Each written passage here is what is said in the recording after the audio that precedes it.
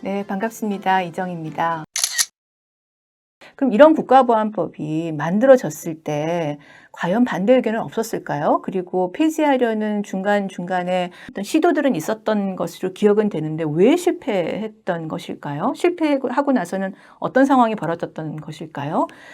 간단히 알아보겠습니다. 국가보안법 제정된 거는 1948년 12월 1일인데요. 당시 반대 의견이 꽤 많았습니다. 특히 일제강점기에 독립운동을 하다가 국회의원이 된 분들이 반대 의견을 아주 많이 제기했습니다. 일제치안유지법과 다를 게 뭐냐라는 거죠. 일제치안유지법은 일제가 행동에 이르지 않는 사람들을 처벌하기 위해서 조직만 만들면 처벌했던 것이 치안유지법입니다. 즉 사상범 탄압이라고 했던 것이죠. 국가보안법도 역시 아까 제가 말씀드렸지만 내란이라는 행동으로 가지 않는 조직만 만든 사람들을 처벌한 것이기 때문에 치안유지법과 똑같은 것이다 라고 당시 독립운동 하셨던 분들이 이렇게 비판을 했던 것입니다. 근데 국가보안법이 왜 어떻게 만들어질 수 있었냐. 국가보안법을 추진했던 세력의 정치적 속셈은 이것이었습니다. 그 정부 수립 직후에 반민족행위 처벌법을 만들죠. 당연히 그거는 해방을 맞고 이제 독립적으로 정부를 구성한 우리나라의 가장 중요한 현안이었으니까요. 근데 반민족행위 처벌법이 시행된 바로 다음 날 이런 대회가 열립니다. 이승만도 참석한 반공구국 총궐기 대회를 합니다. 반민법에 반대하는 세력들이 반민법을 시정하고 반공구국으로 총궐기 하자. 즉 친일파 처단 전국을 반공전국으로 바꾸려고 한 겁니다. 이 반민족 행위자들이 처벌을 면하고 권력 중심부에 재등장해서 좌익 세력을 공격할 명분이 이제는 반공이 된 거죠. 그래서 한국 전쟁기에 좌익 인민군의 민간인 학살이 5만에서 7만 정도 된다고 추정을 하는데요.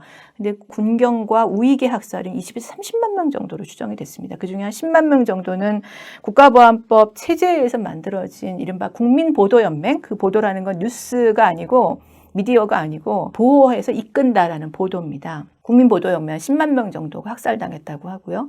근데 이 국민보도연맹 어떻게 만든 거냐면 국가보안법 1948년 12월에 만들어서 행동으로 가지 않았지만 조직을 가지고 있는 조직에 가입한 사람들 다 국가보안법 반국가단체 구성으로 처벌할 거니까 탈퇴해, 전향해, 공식적으로. 공개적으로. 그래서 신문 광고를 막 실어요. 나 전향했습니다. 그러면 전향하면 국민보도연맹으로 데리고 들어오는 거예요. 그래서 이념과 정치적 견해 때문에 너 처벌받을 수 있으니까 처벌 면하려면 국민보도연맹에 와. 해놓고 한국전쟁 나니까 예방 차원에서 집단학살을 합니다. 즉 행동이 어디에도 없습니다. 행동이 없는데 이념과 정치적 견해 때문에 예방 차원의 집단학살이 이루어집니다. 국가보안법이 만들어질 때 그러면 왜 이런 일제의 치안유지법과 다를 바 없다고 비판을 들어서 많은 사람들이 반대할 수밖에 없었던 국가보안법이 어떤 명분으로 만들어졌느냐.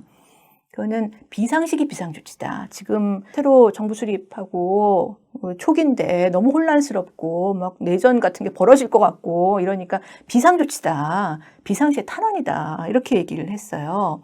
그러면 결국 이 비상시, 그러니까 즉 이런 혼란한 어떤 무력을 동원한 어떤 상태가 종결될 때는 이 비상시가 끝나니까 당연히 국가보안법이 사라지는 게 논리적으로 맞죠.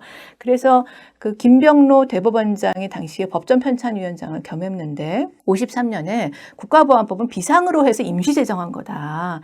이제 정식으로 대한민국의 형법을 이제 만드니까 국가보안법에 의해서 처벌될 수 있는 조항들은 다 이 형법에 넣었다. 형법 제정하면 국가보안법 폐지해야 된다. 이렇게 같이 넣습니다. 그런데 당시 국회에서 이게 표결된 게 휴전 직전인데요. 국회에서 국가보안법 이름을 없애는 것보다는 그냥 놔두는 게 낫지 않냐. 별로 이제 적용 안 될 거다. 형법이 만들어졌으니까.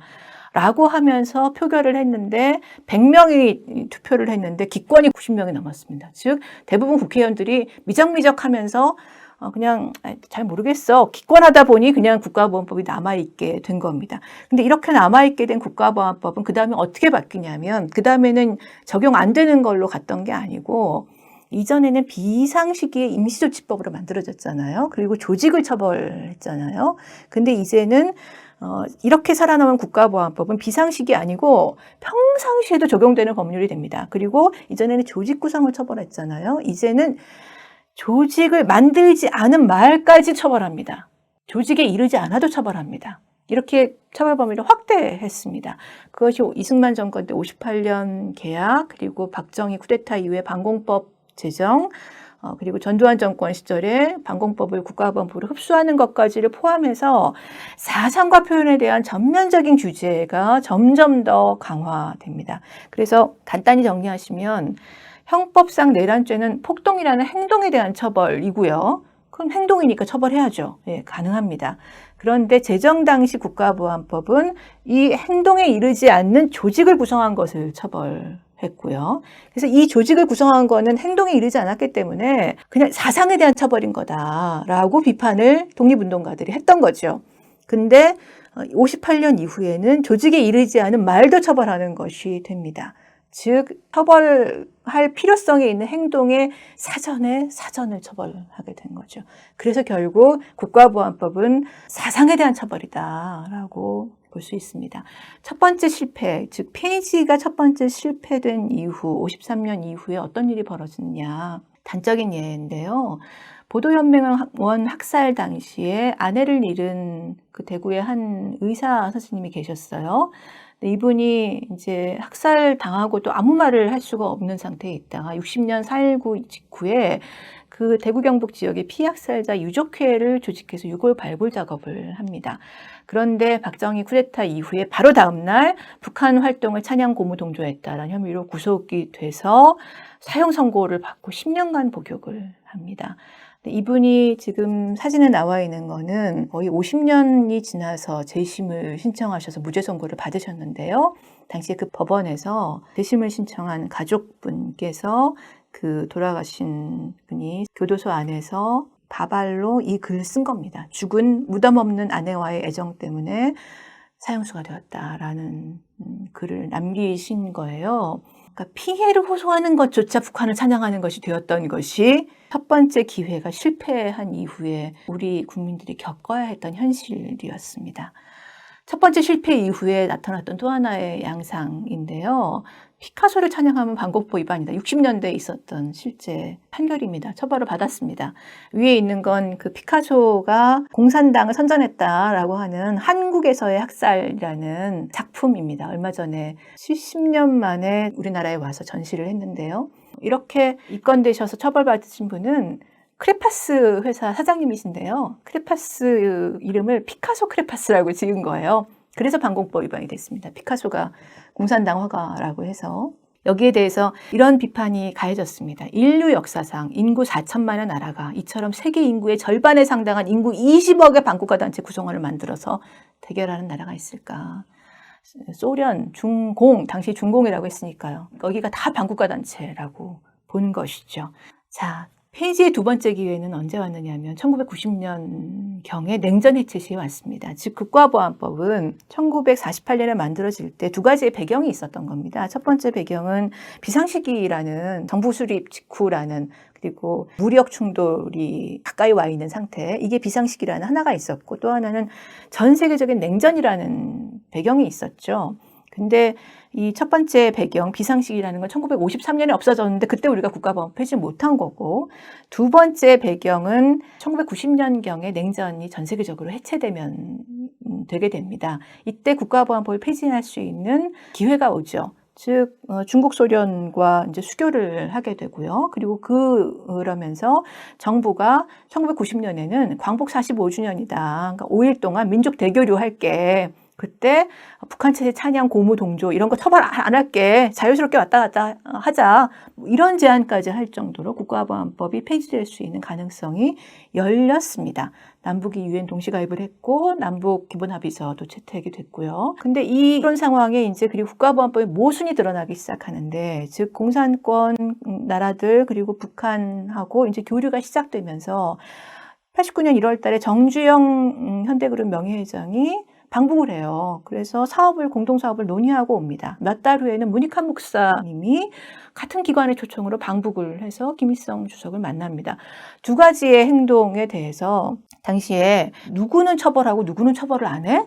둘 다 처벌을 하든가, 둘 다 처벌이 안 돼야 맞는 거고, 지금 냉전 해체를 보면 둘 다 처벌이 안 돼야지 국가보안법을 아예 폐지하는 게 맞다라는 논의들이 아주 활발하게 벌어지기 시작했는데 1990년에 헌법재판소가 전원재판부 결정을 내려서 국가보안법 7조 이적 표현물 표현에 대해서는 다 처벌할 수는 없고 다 처벌하는 건 안 좋지만 국가의 존립안전을 위태롭게 하거나 자유민주적 기본질서에 위해를 줄 경우에 적용되는 경우에는 헌법이 위반되지 않는다라는 좀 모호한 결정을 내립니다. 즉 어떤 행위든 간에 모두 다 북한에 이롭게 한다고 다 처벌하는 건 안 좋은데 일부는 처벌을 해야 돼라는 식으로 헌법재판소가 결정을 내리고요. 이게 이제 이 결정이 났을 때 앞서 여러 가지 분위기 속에서 국가보안법을 폐지하는 쪽으로 결론이 났어야 옳을 터인데 그렇게 되지 않고 일부만 없어집니다. 그래서 91년 5월 달에 국가보안법 개정이 되는데 2조 2항,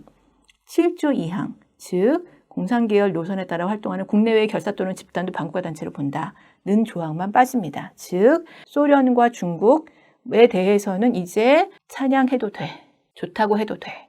근데 북한은 안 돼.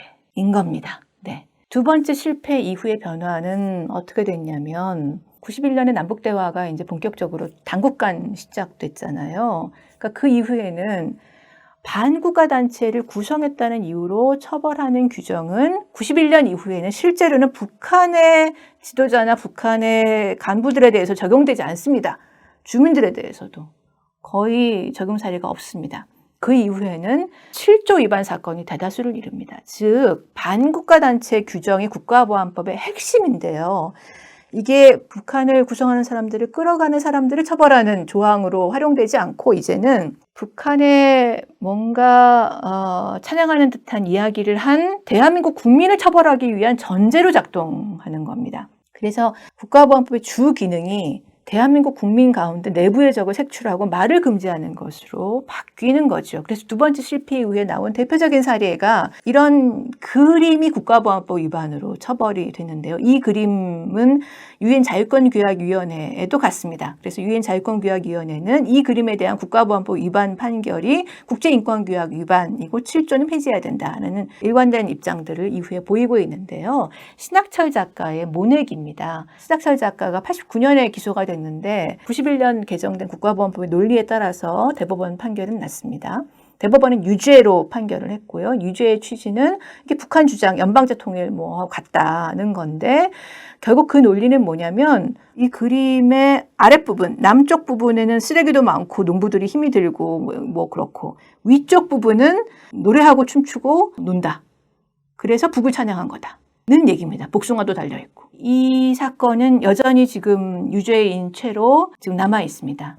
네. 하지만 그림은 이게 한국 현대사의 그 국가보안법의 악용에 적나라한 현실을 보여준 것이라고 해서 이 그림은 국립현대미술관에 지금 보관되어 있는데요. 그림에 보면 가운데 접은 흔적이 있죠. 검찰이 이 그림을 접어서 보관했거든요. 그것마저도 검찰의 국가보안법의 흔적이다, 역사적 흔적이다 라고 국립현대미술관은 설명합니다. 네, 폐지의 세 번째 기회는 해방 이후에 처음으로 민주 세력이 국회 과반수를 확보한 2004년에 왔습니다. 당시에 노무현 대통령이 국가보안법은 독재시대의 낡은 유물이니까 칼집에 넣어서 박물관으로 보내야 된다라고 하면서 폐지운동이 불을 붙기 시작했고요. 국가인권위원회도 폐지 권고를 냈고 당시 민주당 그리고 민주노동당 폐지법률안이 발의가 됐습니다. 그런데 7조 5항 폐지에 대해서는 즉 이적 표현물에 대해서는 합의가 이루어졌지만 그 이상으로는 합의가 안 되면서 폐지 또는 개정 모두 불발이 됐고요.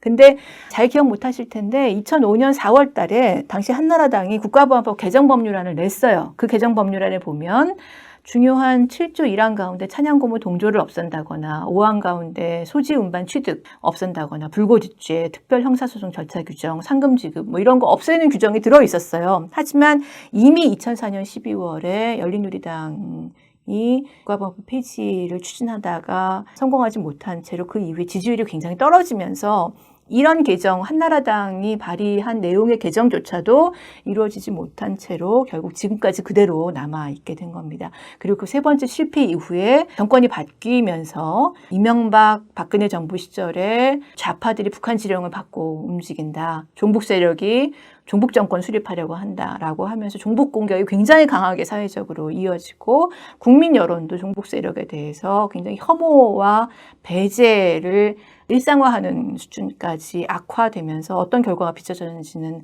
많은 분들이 기억하고 계실 겁니다. 저는 다시 여러분들께 질문 드리는 건데요. 혹시 지금 네 번째 기회가 오고 있는 걸까? 입니다. 아직 정확히는 모르겠습니다. 그러나 네 번째 기회일 수도 있겠다는 생각은 듭니다. 헌법재판소가 계속 이제 이 국가보안법 문제에 대해서 계속 위헌 제청, 위헌 소원들이 이어지는 것에 대해서 판결들을 내왔는데요. 아직까지 위헌 결정을 내리지는 않았습니다. 하지만 2018년에 국가보안법 제14조에 대한 위헌 소원에서 약간 반론이기는 한데 7조 5항에 대해서 소지는 위헌이다. 7조 5항에 많은 행위 유형들이 있는데요. 표현물에 대해서 적어도 내 책상에 꽂아둔 것. 소지에 대해서는 위헌이라는 의견이 9명의 재판관 가운데 5분이 됐습니다. 5대4가 된 거죠. 절반을 넘었습니다. 위헌 결정이 나려면 6명을 넘어야 되고요. 네, 그래서 저는 지금 네 번째 기회가 오고 있는 것이 아닐까 하는 생각을 가져봅니다. 지금 박근혜 대통령 시절에 종북 공격이 너무 광범위하게 활용되고 그 여파로 탄핵을 거치면서 종북 공격의 효과는 약간 떨어진 상태가 됐죠. 그리고 유엔 인권기구들에서 계속해서 7조 개정 내지는 폐지를 권고하고 있고 남북관계 개선 여지도 아직은 있는 것 같습니다. 그리고 2020년에 민주세력이 5분의 3을 확보했고 국가보안법 7조 폐지안, 또 폐지 국민동의 청원, 또 폐지 법률안들이 지금 다시 또 발의가 된 상태입니다. 그래서 기회가 오고 있다고 저희가 생각해보고 이제 기회를 우리가 만들어가야 되지 않을까라는 겁니다. 지금 국가보안법을 폐지해야 하는 이유입니다. 다시 한번 질문을 해보는 거죠. 어떤 사회에서 살고 싶으세요? 뭔가 사회를 바꿔야 되겠다는 생각이 들죠. 네, 이 생존을 위해서 필사적으로 달려온 경계하고 배제하는 무한경쟁 사회에서 어떤 사회로 바꿔야 될까요? 혐오와 배제, 자기검열의 사회를 바꾸고 각자가 자유롭게 상상하고 서로 다른 사람들이 공존할 수 있는 사회로 바꿨으면 좋겠습니다. 그리고 남북관계에서도 차이를 인정하고 협력적으로 비판하면서 평화, 번영으로 갈 수 있는 관계가 됐으면 좋겠습니다. 그런 사회로 가려면 국가보안법 폐지가 필수라는 겁니다. 지금 이런 내가 어떤 세상에서 살고 싶은가라는 측면을 하나로 말씀드렸는데 환경의 변화도 있죠. 물론 그러니까 냉전이 끝나고 남북 유엔 동시가입이 된 이후에 벌써 30년, 한 세대가 지났습니다. 한 세대가 지났으면 사회가 바뀔 때가 또 된 거죠. 남북관계와 북미관계도 이전처럼 계속 답보할 수 없는 상태인 것 같고 뭔가 변화가 이제는 오는 듯합니다. 그리고 이런 뭔가 폐지가 될 것 같은 기회가 폐지할 수 있을 것만 같은 기회가 왔을 때 없애지 못하고 남겨두면 다시 악용됩니다. 첫 번째 폐지 기회를 놓쳤을 때 악용, 두 번째 기회를 놓쳤을 때 악용, 세 번째 기회를 놓쳤을 때 악용을 기억하실 수 있겠죠. 네. 그래서 지금 이 네 번째 기회를 놓치지 말고 폐지해야 한다고 저는 생각합니다. 그러려면 폐지 방법은 국회의원들한테 폐지하라고 왜 안 하냐고 해야 돼 라는 답을 하실 수도 있겠지만 그것보다 폐지에 찬성하시는 분들을 많이 늘려나갔으면 좋겠습니다. 그리고 폐지에 찬성하시는 분들이 다른 분들에게 국가보안법을 가지고 생각할 수 있는 시간을 한번 가져보라고 제안하는, 가져보라고 한번 생각해보자고 하는 말이 더 많아졌으면 좋겠습니다. 그래서 국가보안법 폐지는 이런 분들이라면 찬성할 수 있는 과제입니다. 적어도 민주주의라면 생각은 자유로워야 된다. 민주사회의 꽃은 토론이다. 토론의 금기는 없어도 된다. 헌법이 우리 사회의 가장 최고의 법률이니까 헌법의 기본 원리가 법률에 관철되어야 되고 통일문제 국민투표를 해야 될 텐데 그러려면 어떤 주장이든 들어보고 토론해야 된다. 이 정도의 이야기에 찬성하실 수 있는 분이라면 저는 국가보안법 폐지에도 당신은 찬성하고 계십니다. 라고 이야기할 수 있을 것 같고요. 국가보안법 폐지하기를 강력하게 바라신다면 국가보안법 폐지에 찬성하실 수 있을 만한 다른 여러분 옆에 다른 한 분에게 30분만 또는 1시간만 국가보안법을 한번 하고 얘기해보자. 국가보안법을 놓고 이야기해보자. 라고 제안해 주셨으면 좋겠습니다. 이제 끝인데요. 마지막 이야기는 국가보안법 폐지를 우리는 바라고 국가보안법 폐지를 위해서 지금 이야기를 하고 있죠.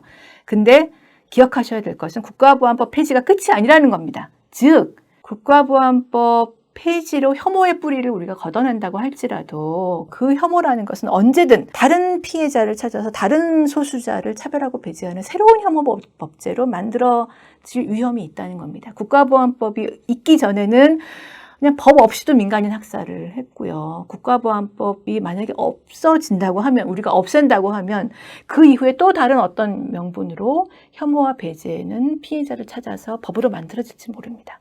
그래서 국가보안법 폐지 운동을 우리가 함께 하자고 이야기하는 것은 국가보안법을 폐지하면 우리 이제 끝 이게 아니고요. 모든 차별에 반대하고 우리는 혐오 표현을 거절하는 사람들로서 앞으로 이런 노력을 계속해 나갔다는 그런 의지를 가지고 국가보안법 폐지를 위해서 노력하고 있는 것이다. 폐지 때도 우리는 계속 이 차별에 반대하는 행동을 하겠다라는 스스로의 결심이 필요한 것 같습니다. 국가보안법 폐지 운동은 결국 그러면 공존과 연대라는 인간의 본성을 되살리기 위한 인권운동이고요. 소통과 협력의 관계를 사람들 사이에, 남북 사이에 만들어 나가는 평화운동입니다. 즉, 인권과 평화를 위한 다양한 사회운동과 함께 나아가는 인권운동이자 평화운동이 바로 이 국가보안법 폐지운동이라고 저는 생각합니다. 그래서 우리가 정말 헌법에 기초한 사회를 만들기 위해서, 헌법으로 합의한 우리가 바라는 사회를 만들기 위해서 국가보안법을 폐지하는 운동을 같이 하시자고 말씀드리고요. 국가보안법을 폐지하고 나서도 우리는 이 공존과 연대, 소통과 협력을 위해서, 인권과 평화를 위해서 함께 나아가자는 마음을 가지고 진전을 만들어 나갔으면 합니다. 지금까지 말씀드린 내용들은 민주사회를 위한 변호사 모임에서 펴낸 헌법 위의 악법 책에 자세히 들어있습니다. 그리고 곧 2권도 나오게 됩니다. 많이 읽어주시면 고맙겠습니다. 네, 들어주셔서 고맙습니다.